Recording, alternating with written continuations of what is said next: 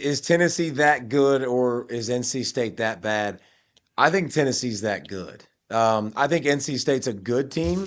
I think they'll continue to be a good team throughout the season. I think Grayson McCraw has really struggled. But here's what Tennessee showed me, man. That defensive line is dirty. And you start watching the guys that they're rotating in and out, like they're going to play 8 guys. Like Yes. they're good. And they're not just dudes that they're putting in there or big sloppy bodies, like a bunch of guys that can get off the football and be disruptive. And they did a great job against NC State's offensive line. NC State's offensive line has struggled through 2 weeks. Like that's not, it wasn't just exclusive in this football game. But listen, we always know what we're getting from a Josh Heupel offense. Like it is consistent. Like even last year with Joe Milton, they still were a pretty decent offense. Like, and obviously Nico makes them really, really good. He didn't even. Here's the scary thing, Brittany. He didn't even play good. Like I thought. Actually, I That's thought he played. I thought he played good. He didn't play great. And you look up, and they're killing NC State. And, he had the bad pick over the middle of the field that it wasn't good. He Yep. had one that he got crushed when he threw it. Like that wasn't necessarily his fault, but I didn't think we saw the best version of Tennessee, and they destroyed a top 25 No. opponent. So It would I have been guess, nice to see that game had the pick six not happen when it could have. NC State was going, it could have been 10-10, I think, and then it ended up being 17-3. But it was NC State, even at that point, it was kind of hanging on and just hanging around, not really dominating or doing anything like that. So well, we'll and see. Tennessee, and here's the thing: we think about Tennessee, and we talked about Nico a ton. How about the running game? I mean, consistently they're going to hand the ball off. I mean, Yep. hand it off, hand it off. Let's, Nico's also going to run it. Like it's not. I think people get it twisted because it's a fast pace, and we hear of Art Briles' system back yeah. in the day. Like they're going to run the football, and they're going It's to built make to you play run. so many plays, and they get you kind of tired, and then they manufacture these third downs.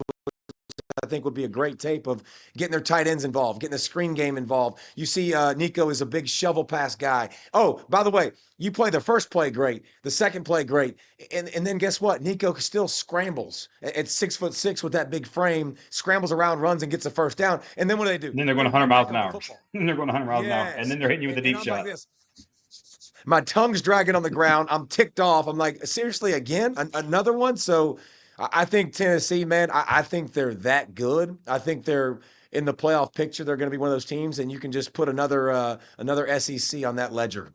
Well, it's one for I've been critical in a way of Heupel's offense because it's to get to that next step because I think there was a number in SEC games against everybody but Georgia. It was like 39, 38 points a game, something like that in every SEC game. And then it was maybe 13 it was over a 3-year period against Georgia to evolve the offense in a way and do some different things to hurt that type of defense.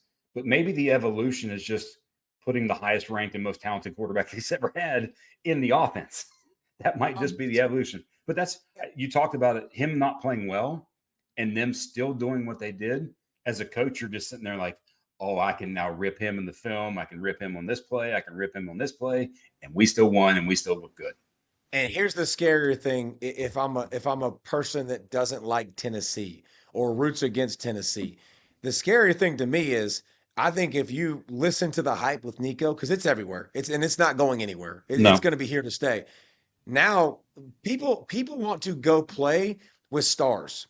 Like you see that effect every year. A couple years ago with Arch Manning. Like Arch Manning commits to Texas, 300 ESPN 300 players are just filing in the gate. Dylan Raiola last when he committed to Georgia, he was bringing people in left and right, like filing them in, recruit after recruit, committing. Like Nico now being there in that system, they go have another great year. Now you get more offensive linemen that want to come play. Now you get more wide receivers that want to come play.